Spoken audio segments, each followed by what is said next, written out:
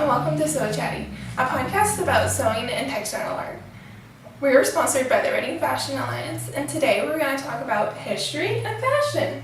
Hi, you want to introduce yourself? Hi, sure. I'm Hannah Lydier, and I am what I like to call an interdisciplinary artist, but one of the things that I love to do is historical costuming and sewing and designing.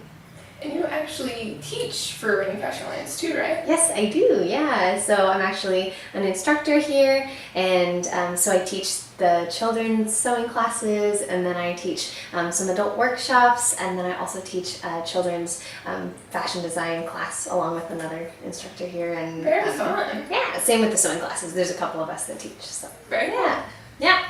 So how did you get into historical sewing and clothes? That's a great question. I got into historical sewing really as, actually, now that I think about it, I actually costuming and kind of role-playing came first. Mm-hmm. But I think the love of historical costuming was there actually before that. So in terms of, I came to love historical garments and dresses kind of ever since I was little. I've loved fancy dresses, mm-hmm. and the movie The King and I inspired that a lot, and just her big ball gowns were always amazing to me, and I would always draw dresses, and then I worked as a living history docent, which then deepened, like cool. Wearing period clothing was mm-hmm. great. And then I actually got really interested in Star Wars, Nice. And a friend got me interested in that, and then movie making, we started making movies together, and then I think I had actually taken like a really basic sewing class, mm-hmm. but I kind of, rebelled against patterns and was like, I'm just going to make my own costumes for this mm-hmm. movie. So that was more how I got into sewing, mm-hmm. and then but I think historical costuming felt like too far off, like too complicated, mm-hmm. and then just gradually as I experimented more with some of the costuming, I came kind of back to historical. I started doing reenacting and suddenly had a reason to make historical clothes. But also just like for friends growing up, we would play like pilgrims and things, and so nice. I would make like skirts for that, and so I don't know, it all kind of wove together. So going back to Star Wars, yeah, is that like the prequel? The prequels get a lot of flack, but personally I love costumes like Padme wears and like the weird eye dress. That's always been like fascinating to me. So. Yeah. From a costume standpoint, I really don't discriminate between all of them. I think they all have beautiful things, and all the prequels have very rich costuming, and that all fascinates me in terms of the origin of a lot of the designs and her design, Patricia Biggart's process, mm-hmm. and so yeah. Have you seen the Galaxy book? Yes, I have. If I had like all the money in the world, that would be the one thing I would buy because it's like over $100. It's beautiful. Yes, it's a beautiful book. Yeah. Yes. Anyway, back to historical. Do you sew by hand or machine or a little bit of both? Both. I know, I can guess that many other historical costumers have a similar dilemma. As you're learning about history, and for me personally, I love making things as period correct as possible, mm-hmm. And not even just for the sake of bragging rights, but also because I love to just experience things as close as possible to the way they actually were. And so I think that's been a wrestle for me because especially with Civil War reenacting, you do have, depending on what years you do, mm-hmm. the sewing machine was invented, so then it's like, do I give myself permission to do it with a period correct sewing machine? Or at that point, do you just say, I'm just going to do it, with all of them. So in short, I do sew primarily by machine, but I also love hand sewing too, and that's been a challenge I've wanted to undertake, but simply mm-hmm. for the sake of time, I haven't made a full garment by hand yet.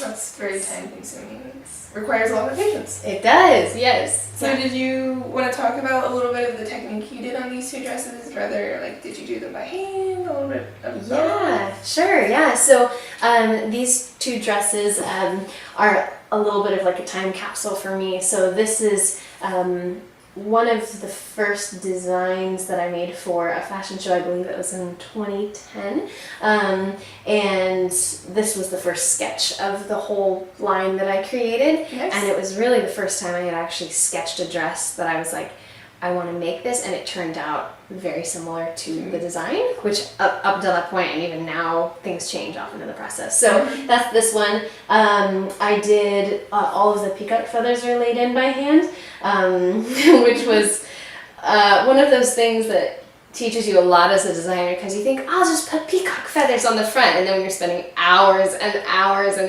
you're taking it off again and putting it on again, it was quite a process. I almost gave up on it, but I'm very glad that it worked out. So I did that part by hand, the rest was by machine. And then this dress right here is one of the ball gowns that I've made. I have fascination, borderline obsession, I believe, with making ball gowns. They're just so much fun. And so this one I've done primarily by machine, but actually on the sleeve detail right here. And then you probably can't see it in the camera, but actually along the skirt is the same pattern, and that's all hand stitched. Beautiful. So yeah. So do you collect vintage sewing machines at all, or did you just use a modern one? I have one vintage Singer, but I just use a modern one. Other Nice. than that, yeah. Nice. So do you want to talk about a little bit of your transition from like historical to do fashion? Because I know you've done like last year's Reading Fashion Alliance show. Did you do any others? Yeah, that's a great question. So I actually, I feel like I've actually done both pretty side by side, honestly. Oh, cool. For me, this fashion show was the first one that I had really done more modern formals. And I would say for me in general, like formals and ball gowns and historical are still what I lean towards, even with garment sewing or fashion. So for this line, I did all formals and all costumes. So even in that fashion show, I still very much had that like theatrical bent. And then I would say like I actually took a class with the Academy of Art University in San Francisco. And in that class, I learned a lot of sketching and really looked a little bit more towards kind of high fashion-y sort of concepts. But again, even there, it's been very influenced by historical and science fiction and fantasy and all of those. So what I'm actually finding right now is I've been, honestly, just in the last couple of years, gotten more curious with just day wear and a little bit less theatrical things, getting into more sportswear, more dance wear. I just designed for a local dance company that I'm a part of. And so designing their show obviously was very minimal. It was, obviously very contemporary, working with stretch fabric. And so yeah, I would say they've walked pretty side by side, but at the moment I really haven't been doing as much historical and trying to push myself and stretch myself a little bit. Very cool. I remember the night of the fashion show last year here, where you're like, I just can't get away from ball gowns as you're steam ironing your beige one, which was beautiful, and I loved watching you and your boyfriend on the floor afterwards, because just the way it moved was so beautiful and graceful. It was just like, yes. Just wearing them is so much fun, and as you said, like getting to twirl in that dress. I'm just so blessed to have a boyfriend who is the most phenomenal dancer I've ever danced with, and so just getting to be twirled around by him and in this dress, it was just one of those like, wow, I feel like I'm living like a Disney movie right now. Like it's just so much fun. So I feel like if I had the choice between creating something that didn't have as much of an epic feel and creating that, it's like, why wouldn't I create something epic? So it's it was just as much like, I feel like it was just as much fun watching you as for you wearing it, so it was really nice. So thank you. So do you have a favorite piece that you made up today? I would honestly say potentially this gown. I was actually, when I was deciding, what to bring for today, I was kind of looking through some of the things I made, and I actually think that might be one of my favorites. I think just because I am a very detail-oriented person, and so very frequently when there's something I design or make, there'll be a time crunch and I won't get to put as much time into it as I want. But this gown I finished enough to wear, then went back and added more and more detail. So I think this dress is really, it's kind of a snippet of what I would want more of my things to look like. It's beautiful. Yeah. Thank you. So is it easier, because I noticed this is a two-piece, is it easier to make a two-piece rather than like a full dress? Yeah, absolutely. And honestly, you know, there are probably many examples out there of one-piece ball gowns, but very few that I've seen, just in terms of practically and historically, from what I understand, like it's much easier to wash a two-part garment, and it's also easier to put on a two-part garment, because they just wore so many layers back then that then you could also have, you could make a top that would be more a day wear, and then you could wear the same skirt for a ball gown, depending on the dress, and depending on the ball, depending how rich you were. I'm sure if you were rich enough, but for the less wealthy, that could be an option. Yeah, and it's very cool because you would never guess that they're actually separate. It looks like one piece. Yeah. Yeah, thanks. And it's much, as you said, it is much easier to make them separate. Yeah, if there's lacing involved, I feel like it's easier Yes. to put on. Yeah. Is there one thing that you don't really like about historical tailoring, or like something in maybe the historical community? I think something that is definitely difficult with historical costuming and tailoring is thinking about what is period correct, which is why I think I had so much fun for this year's gala with the Fashion Alliance to actually break free of some of that historical and take what I've learned from the historical costuming, like the fitting, because I think that's one of my favorite things. Like, for example, this ball gown is just the fit of clothes was so exacting, and from what I've observed, just really just individually tailored to the person, and that's why a lot of, you see all of the corsets and undergarments, because just the fit was so immaculate, and so it was like taking that idea of something fit super well and then taking it out of a historical context was really fun to be able to kind of break some of the molds of, was this neckline or was this, shoulder cut here, and even in that I find it funny because it makes me wonder how many things are out there that we don't have copies of that we might say wouldn't have existed back then. It's just interesting to me. Yeah. So do you have like a favorite period of time, or like just a general period of time that you really like or drawn to? Yeah, I would say the Victorian era is definitely one of my favorites. So probably about 1840s to 1880s, even turn of the century. I just love that period. Cool. And if anyone's familiar with Gibson Girl, a lot of that, in that era, the clothing is wonderful, but also the hair and just the overall aesthetic of the period that's probably my favorite window of time. So I feel like modern concept has taken steampunk and made it really dark and gritty, and it's not always like that. I mean, you have Anne of the Green Gables, and she was always in the poofy sleeves and loved the pastel prints. Yes. So I think that's a little misunderstood as far as that time period goes. Yeah. So do you find modern social medias like Instagram and YouTube, do you think that brings more awareness nowadays to the historical sewing community? I mean, there's a lot of channels on YouTube that have solely focused on historical sewing and tailoring. Is there more awareness now, do you think?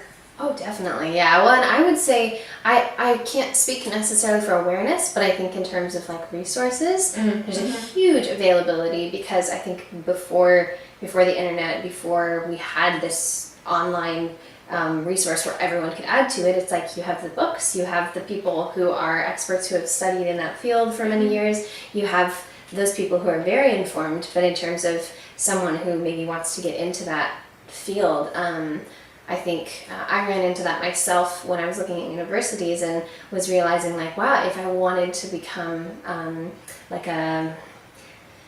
not a living history docent, but living history practitioner in whatever field, just realizing actually how difficult that was. And I have the resource of the internet, but imagining what that'd be like without it. So yes, I think YouTube, I think all of those things have really given people a community who wouldn't have necessarily had it just because of locational proximity. Now, no matter where you live, you can still learn from each other's knowledge, and I think that's beautiful. You might have a little more misinformation available, but that's also where we have to learn to be smart consumers and research too. So yeah.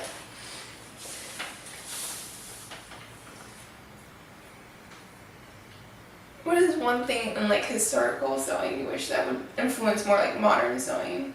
That's a great question. I think honestly the care and detail and attention to, kind of as I mentioned before, fit. And I think textiles, that's something that I wish we would, I think I wish that we would take, a little bit more thought and creativity in the way we wear our clothes, because what I see in historical costuming and in historical garments is there's a lot of ingenuity, because you couldn't wash things as easily, and so you see, oh wow, they like I've looked at some antique bodices or things, and the way that they put the lining in, so then you could remove it, or you could take this thing out to wash it, or just their garments. Because you didn't have as many garments, each garment was so carefully made, and not even perfectly made. It's like they made it by hand, so there's probably those places where they got tired and they did something quick. But even in that, it's like this has to last me for many years, and even with that, my daughter, my granddaughter might end up wearing this. Obviously, depending on the time period, we're talking about how rich you are. But I just think clothing as not as disposable would be really beautiful to see, is actually having clothes that have really high quality, that are made really well and thoughtfully. And I personally think that historically, not always, but the way that they're fit to the body was a lot more flattering than a lot of the things that we make and wear today. But of course, that is subject to opinion. But yeah, for me personally, I think those are a couple things. Yeah, for me, I think it's the lack of dressing up. I don't think we dress up anymore. Yes. So I think, I completely agree. Yeah. And I think as well, you think about what occasions people had to dress up, and it's really people-made occasions. And I think there was something very beautiful about, it is just another day, but we're going to treat it extra specially. We're going to wear our nicest clothes. We're going to, put some effort to actually make it really special. And so I agree with you. I think I'd love to see, as a culture, more of those opportunities where it's kind of culturally agreed upon that this is something special or sacred, and we're all going to treat it like that. Because I know for me, there's definitely been a strange wrestle my whole life of showing up often like overdressed to things, or because I tend to endow it with some of that, like, someone says to dress up on an invitation, so I'm going dressed up, and then someone shows up in jeans, and suddenly it's like, I feel a little bit silly, but also, it's a strange thing, because there is, I love the freedom we have as a culture to be more casual, but I also think there could be something special. I feel like people used to get dressed up to go fly on a plane, and now it's like, wear your comfiest clothes. So the mindset has changed, but I've showed up to things overdressed too, and then felt awkward. So I'm right in that boat with you. Yep. Although I will say I am guilty of wearing your comfiest clothes on the plane. I try and wear something that looks a little nicer than my gym pants, but comfy and looking nice is like, I tend to. I'm guilty of that one.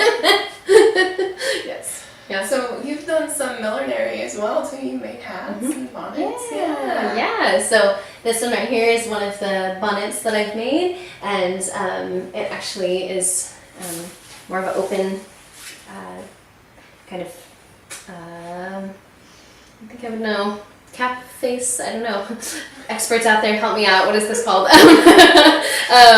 This is the second bonnet that I've made. The first one is over there, but this is a different pattern. And millinery, I think, is so fun for me because of the detail. It's one piece, and you can put so much detail into it.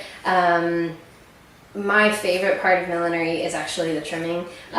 Making of the structure is my least favorite part. This is one of the ones I've done. I haven't done very much recently, but I would love to do more millinery. It's quite a beautiful. So you went to school for theater, correct? I did. Yeah, you want to talk about that? Sure. I think going to school for theater has had a really interesting place in my heart. It was a wonderful experience, so I'm so glad I did it. I went to Cal Poly in San Luis Obispo, and really studying theater for me was something that I actually said I never would do earlier.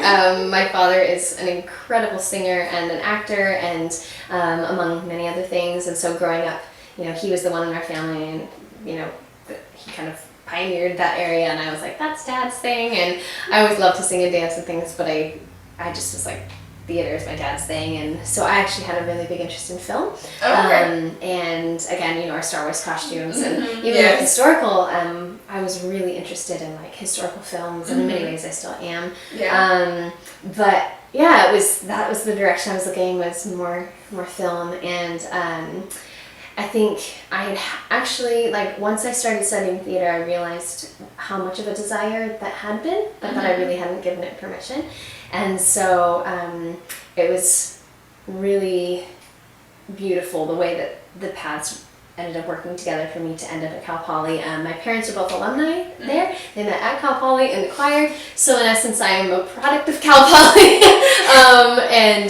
So growing up, obviously, I had heard about Cal Poly, heard about these choirs, and my parents' just adventures traveling with the choir. And I love to sing as well, so that was obviously a draw, and did choir. And so that was actually the one little thing that drew me to Cal Poly, but I didn't see any other programs. And so as I was researching schools, I started looking into costuming, historical costuming, and found one day a website that had lists of costuming programs all over the country. Oh, nice. And, mind you, I had looked at Cal Poly before, but I thought, I'm not going to study theater, so why would I go in their theater program? And then when I found on this list Cal Poly, I was really shocked, because I didn't think they had that. And so I ended up talking to the professor there, and at the costume department, and Thomas Bernard is an incredible costumer and teacher and just person. And next thing I knew, I was visiting the campus, and what I realized studying theater for me was it really came down to story and storytelling. And I've realized that no matter where I go or no matter what I do, storytelling is a passion. So whether that's film or costuming or theater or any of those things, or even being a parent, I think I've always dreamed of homeschooling my children, and I knew that those skills I could use to help enrich their lives. And so I think that was really exciting for me to realize that theater was actually much more of a passion than I had realized. And in that program, I was really blessed to be able to try a lot of different things, which is perfect because I have so many different passions.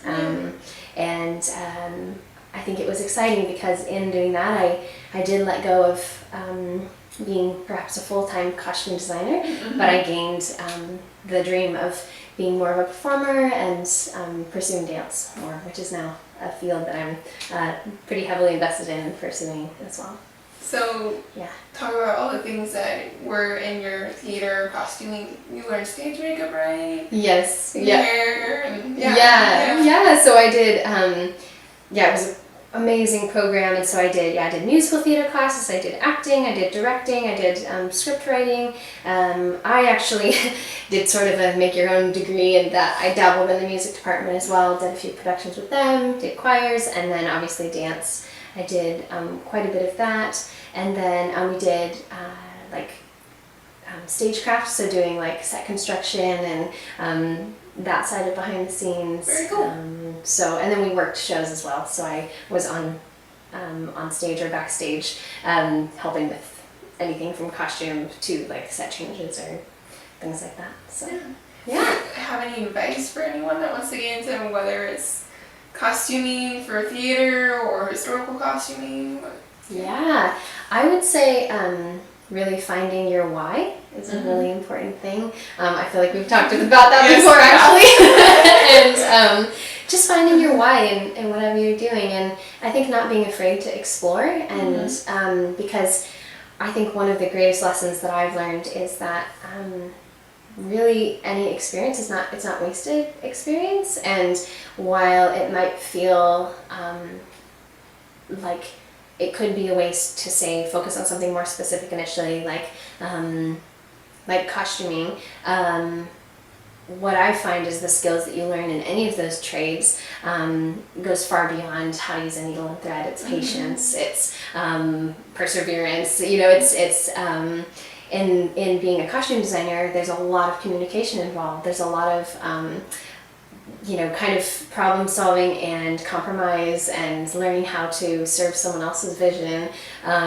So I would just say, I'd say go for it. And even if it's something that whoever it is, if you decide down the road later that it's not ultimately a thing that you want to do, you'll have a beautiful experience and your life will be very enriched. And it'll, like for me, the sewing has turned into a very practical way to make an income. And so it's, there's just so many facets of ways that it could be very useful. And so I would say absolutely, like an opportunity to pursue something creative and pursue something that you have an interest in. I think ultimately, if you can press into that, not just the thing itself, but why you're interested in it, you'll learn a lot about yourself in the process too. Great. Yeah. So, different random question. Do you have, like, if you mentioned Star Wars, do you have a different, like, film or movie or television series you think people should watch solely for the costumes? Ooh, that's a good one. I'm thinking... You also mentioned King and I. Yeah, The King and I, definitely. Yeah, with your brother. Which is interesting because I think some of that for me is sentimental. I mean, all of her dresses are beautiful. But, that's again, different people's preference. But, well, the King also wears some pretty impressive jackets, just with like embroidery and tassels and everything. Yes. Yeah, I know, honestly, I'm hitting all the nerd culture, but like Lord of the Rings is another one for the costuming, and What a Workshop. I loved just nerding out and watching all the behind the scenes of Lord of the Rings because all the detail that went into every aspect of that film, those films, is absolutely extraordinary. So I would say in my personal costuming journey, Star Wars and Lord of the Rings, where the entire production team really created a world, and in many films. I mean, you could take the Marvel Universe, you could take, I haven't watched Game of Thrones, but from what I've seen of their production team, they're amazing. I also, one of my favorite films is Young Victoria. Oh, yeah. And I love the costuming in that film as well. There's so many, but those are a couple. Yeah. But I'm the same way. It's like any behind the scenes costuming features, like I have to sit down and watch it. I love knowing the behind the scenes, the thought process, choosing of the fabric. One of my favorites is Julia Roberts and Mirror Mirror, and then just spectacular color and costumes that Snow White brought to life, and it's one of the best retellings of Snow White in live action form, and the costumes are really cool. Yeah. The story. Yes, there's so many wonderful ones. Yes. So where can people find you on social media? Yeah, so I have on Instagram. I would say Instagram is probably the best one, and that one is Gateway Creator. And then I do have a website, and very beautiful website. Oh, thank you. And so yeah, they can absolutely check out your there body too. of work. Yes. Thank you for coming and chatting. You're so welcome. Thank you for watching. If you want to contact me via email, the podcast has an email called sochattypodcast@gmail.com. We are on all the social media. You'll find the links in the description blocks below, and I'll link Hannah below too. Subscribe for more episodes. Thanks for watching.